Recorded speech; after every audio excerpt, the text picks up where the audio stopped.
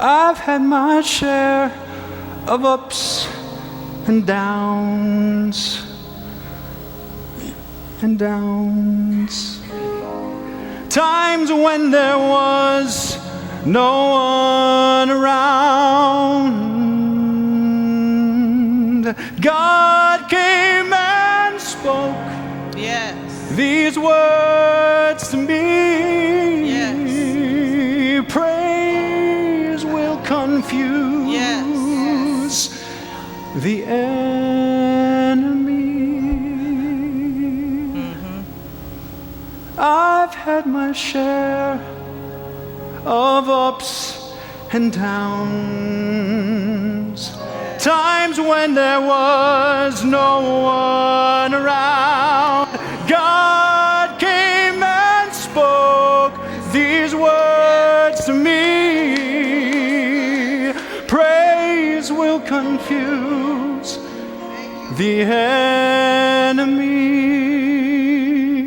So I started singing, I started clapping, I started dancing.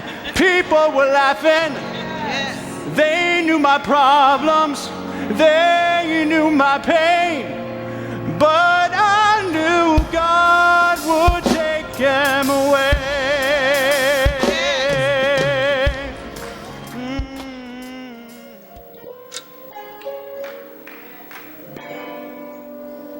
Praise Him. When the blessing's obvious. When the blessing is everything but. When it don't feel like a blessing at all. Because oftentimes it may not be. And yet we praise. We even do it at 10 o'clock. Y'all know that? Yeah. Check it out. Find your hymnal. Take it out. It's this great thing. Find your hymnal. All right. Turn to, I think it's 128. 128. Yeah, there it is. For all that is our life. It's the most radical thing in this Unitarian hymnal right here. For all that is our life, we sing our thanks and praise. For all life is a gift which we are called to use to build the common good and make our own days glad. All right. But skip on down to the third verse there. All right. For sorrow we must bear, for failures, pain, and loss. For each new thing we learn, for fearful hours that pass, we come with praise and thanks for all that is our life. So what did we just lost our minds or something? That at 10 o'clock and 11:30 we're praising for sorrow, for pain and loss. What's that about? What's that about? That's where I want to start this morning. That's what I want to explore. Because I know we do it because we've got an internal GPS that says this is right. Yes, no matter what I'm facing, what we're facing as a community, as a world. Yes, praise. But let's break it down a little bit. How does that work? How is that so possible? So I want to start with some theories, just to warm us up. They may be proven wrong, but we gotta start somewhere. All right. So one theory is just that we're obedient. What do you think? Or is this one going to be proven right? Or maybe some of us are. Dan's like, maybe. All right. Depends on who we're talking about obeying.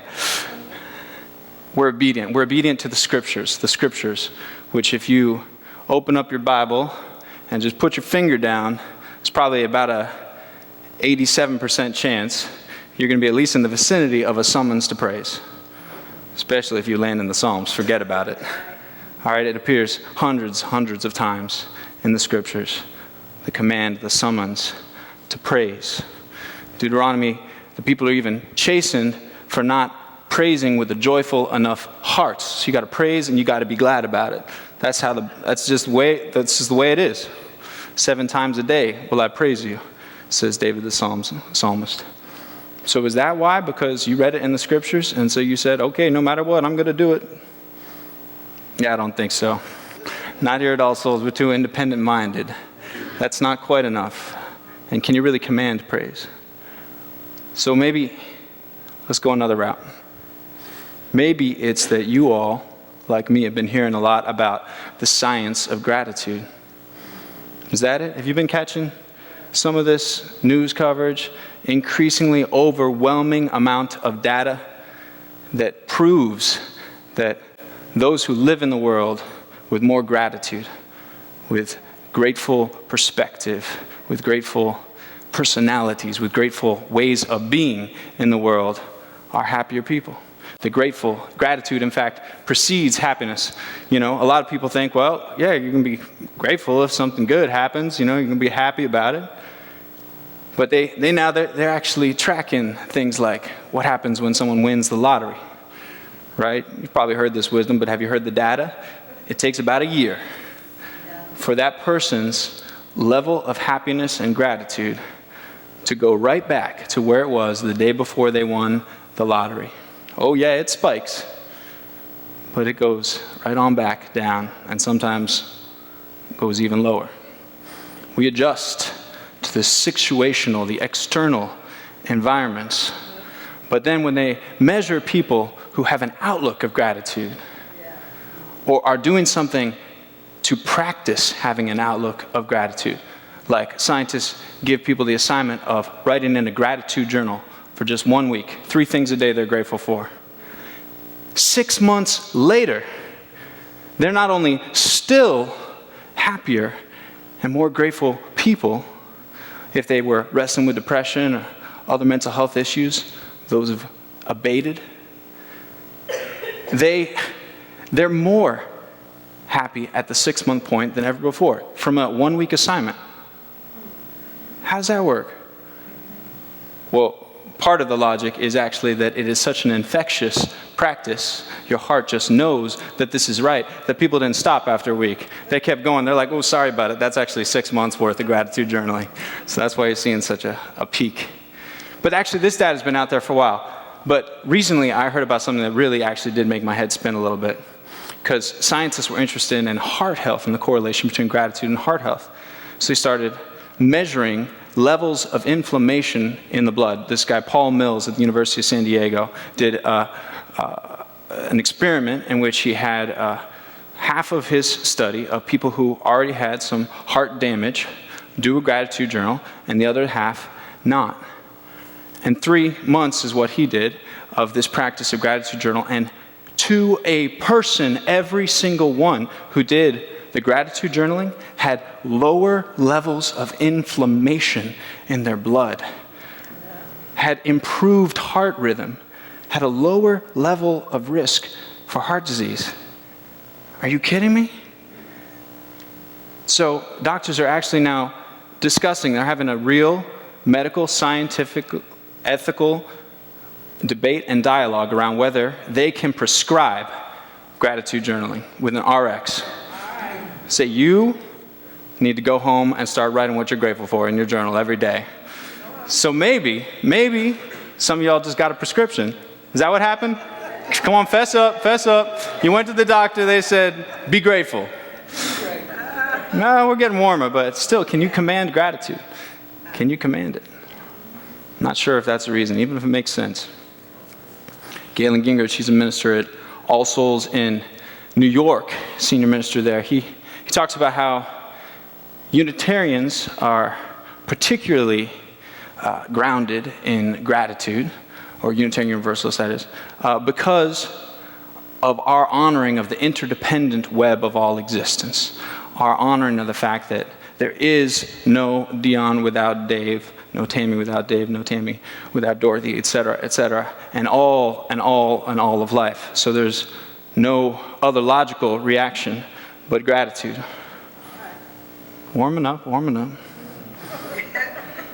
But still, it's a little conceptual for me, and if I'm on the end of the stick of an independent situation, say in like a system of economy, a market economy, like a capitalist market economy, where I'm the one who's working 60 hours a week at 2 different jobs, so not actually getting health care, while somebody else is getting rich off me. That's interdependence. How am I supposed to be grateful for that? I think there's still a hole in that theory too. But that love can find us everywhere. But that love can find us, that God can show up in the midst of whatever we're facing, no matter who we are, where we are on our journey, what we're facing, that love can show up and transform that experience. Now we're cooking, right? Now we're cooking. But still, we got to feel it, right? So that's why I really want to get inside praise and what that's all about. Because now we can say it's logical, right? It's the only logical response to the good news of universalism, that love is for everyone. But a whole lot of the time, I got to tell you, I do still not feel grateful for all that is my life. It's not my norm. I do not even feel that love. So how does this praise thing work?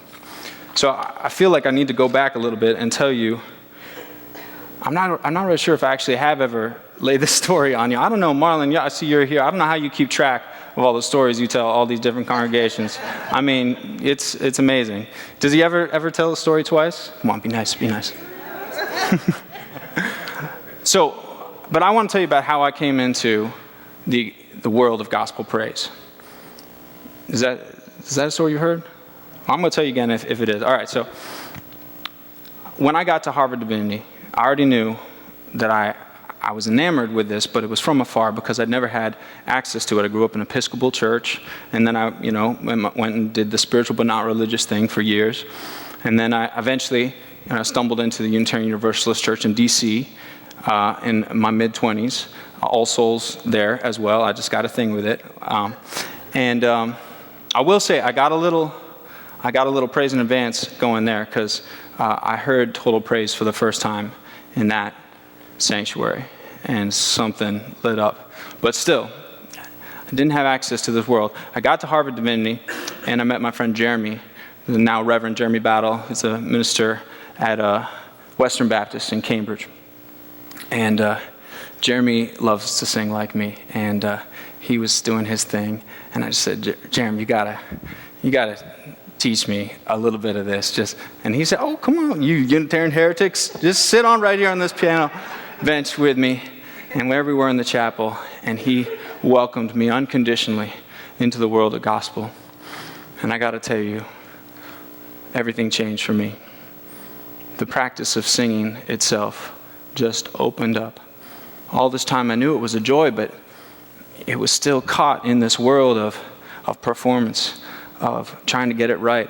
I was taught to sing notes on a page, and then I was taught to sing them in a way that others would be grateful for how I was sounding doing it.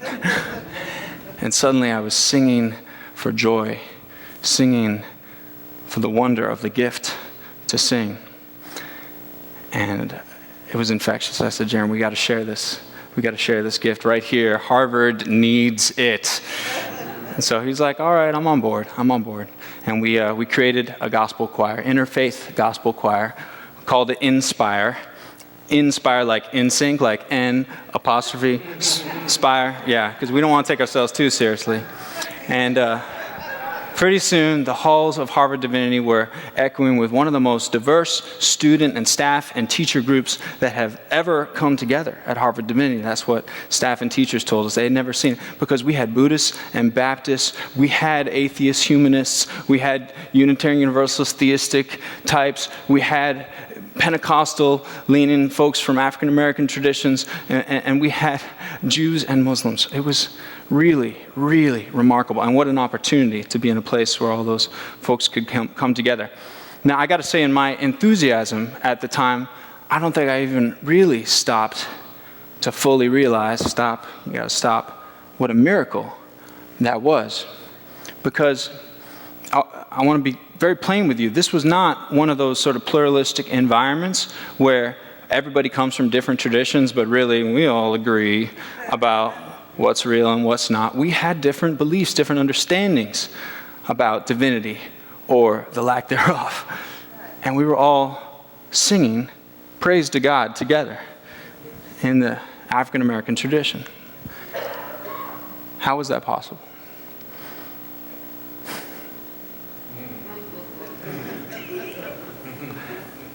Well, it hit me when I look back that once we started opening up our mouths, letting our gratitude out, weaving our voices together, stepping out of the drama that is our individual lives and all the weight and the burden of that, and getting caught up in something bigger, making a joyful sound, that we awakened to an experience that, however we named it, it was clearly praiseworthy. Clearly praiseworthy. Let me lay this cool little meditation on you. Psalm 92 begins, as most psalms begin, with a declaration of praise. It is good to give thanks to the Lord, to sing praises to your name, O Most High. I found this meditation on the psalm in the Siddur, the prayer book, at Brookline, a temple, Jewish temple in Brookline, Beth Zion, that said, yeah, it is good to give thanks. Does Yah need my gratitude? No. It is not the thanks that matter, but the thanking. To awaken to wonder, to holiness, to Yah, I must transcend the ego-centered drama I pretend is life, shatter the pretense of it by giving thanks. Each thank you reduces the false you. When I give thanks, embracing others, I move from drama to play and discover the aliveness that is when I stop playing God and discover that God is playing me. It is good to give thanks, for through thanksgiving lies awakening. Rumi puts it like this. I gotta lay this on you too. It's too good. Love has taken away my practices and filled me with poetry. I tried to keep quietly repeating no strength but yours, but I couldn't. I had to clap and sing. I saw you and became empty. This emptiness, more beautiful than existence. It obliterates existence, and yet when it comes, existence thrives and creates more existence. To praise is to praise how one surrenders to the emptiness. Check this out. To praise the sun is to praise your own eyes. Praise the ocean. What we say, a little ship. So the journey goes on, no one knows where, but just to be held by the ocean is the best luck we could have. It is a total waking up. It is a total waking up. When we praise, we discover we are a part of the praising world that has been on about praising a long time before we came along. And we get to participate in that. We wake up to the reality that we're part of the divine reality. But I do have still a little hole or bone that I want to pick with that meditation, because the writer says, does Yah need my thanks? Does Yah or the Yahweh God need my thanks? And I would say absolutely. Because my understanding of God is that God comes into the world through all of creation, including us. And the doorway for God coming into our human hearts is the doorway of praise. And God needs to come into our hearts to be fully realized. God needs our participation. God becomes more fully what God is through our participation. Some of y'all's heads are spinning a little bit here. This is a lot, but stick with me here. Let's shift gears. It's Christmas time. Coming up at least. About midnight on Thanksgiving, it was like, boom, Christmas time. I think the wreath was up. And I'll talk about how does Christmas happen. And the way I want to talk about that is share a story about how Christmas came into my life last year. It's one of the great spiritual experiences of the northern hemisphere, at least, those who fall in this tradition, that at this darkening time of the year, when things are actually getting colder and darker and seemingly more bleak, that somehow God is born into the world anew, right in the midst of that. So how does that happen? So last year, I get to tell you also about one more amazing thing this church does with this story that you probably haven't heard about. Rick took the choir members who wanted to come with him from various different choirs here at All Souls to the David L. Moss jail a few days, I think, before, about a week before Christmas, something like that, to go caroling. And he invited me to come along. And of course, I was thrilled. And then he said, "And would you say something? Would you give a little, sort of mini homily to the folks?"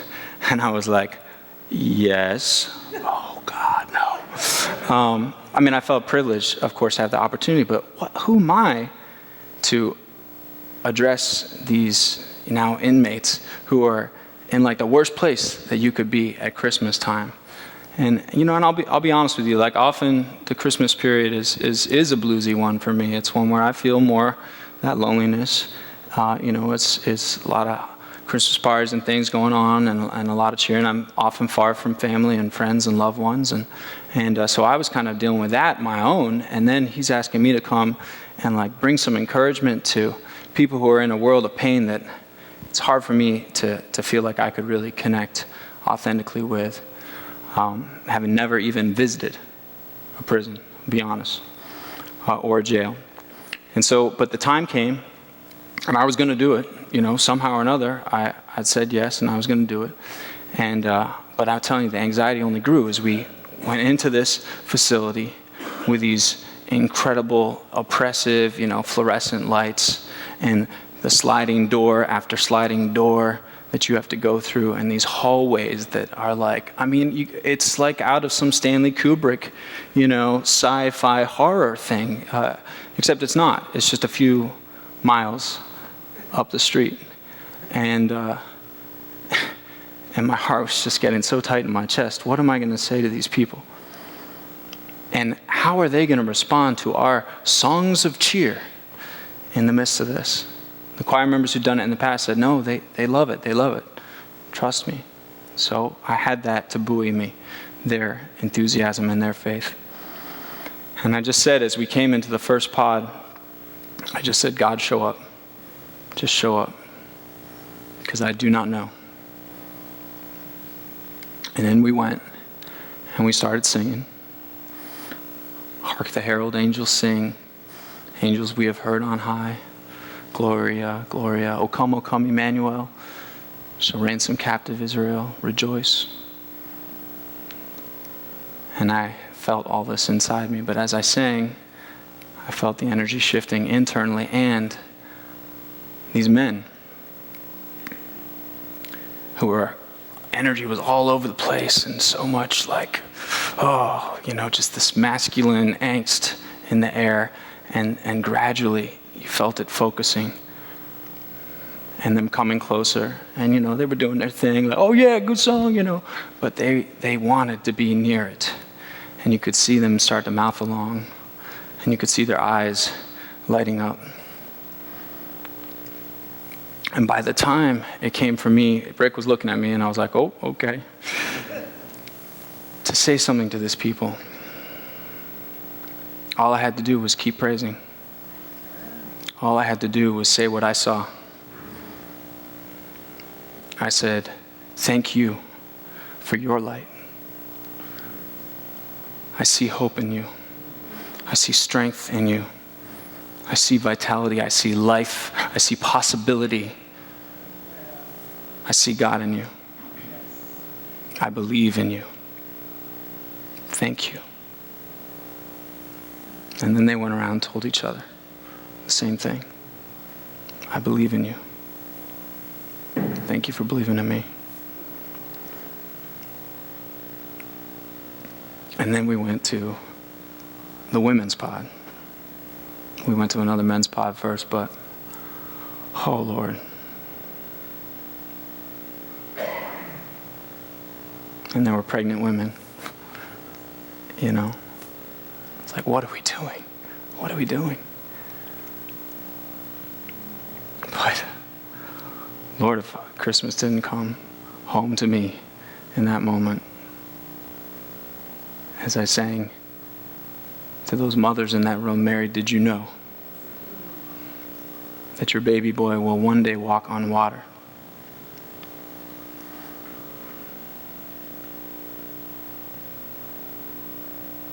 Mary said, my soul doth magnify the Lord. And through her faith and her song of praise, God was born into the world anew.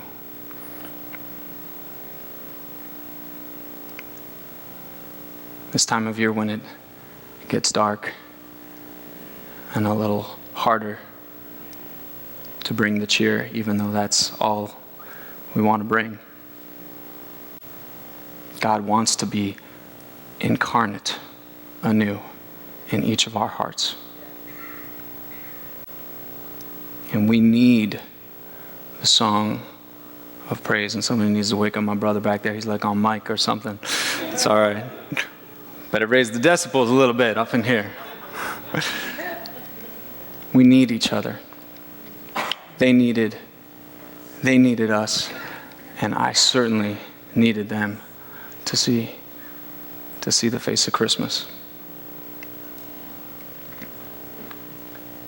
So, look, I've been talking a lot about songs of praise. That's definitely one way I connect to it, but Rumi also says there are hundreds of ways to kneel and kiss the ground. There are hundreds of ways to praise. That's why we say, I like your praise, Dion. And sometimes I've heard her say that to me too. So one practical way that I think that we can praise and share our Thanksgiving that I want to invite you all into this holiday season. I've been doing it for Advent, but y'all can come on board with me if you want to for the rest of Advent or take it into the new year, is to do that crazy old practice of the handwritten thank you note. The handwritten thank you note. To remind someone who has been the face of God for you how much you are grateful for them, and to help them awaken themselves to what they have to be grateful for by just putting it down on paper and putting it in the mail. So I'm writing one a day through Advent. And that, I hope, is bringing some cheer into people I love. But I'm telling you, it is lifting me up so much, so much. It's amazingly powerful.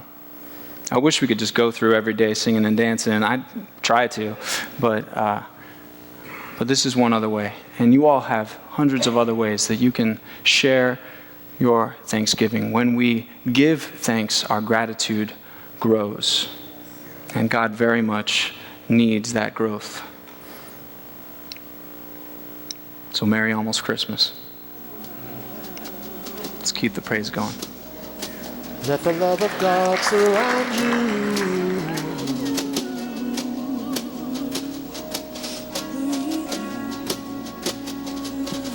Let peace embrace you now.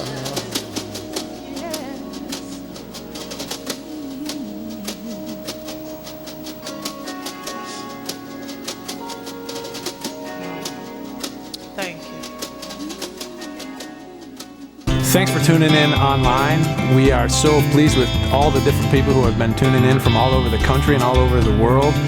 If you have a chance to send me an email or connect with me in some way, let me know what you're finding, why you tune in, and what you're getting out of it. I would love to hear from you. And if you get a chance to make a gift to support this ministry, to become a partner, we would love to partner with you and have you be a friend of the church and somebody who is actually supporting us to create this congregation and the world that we're trying to create together. You can be a part of it, and every gift of every amount makes a difference. We really appreciate your support.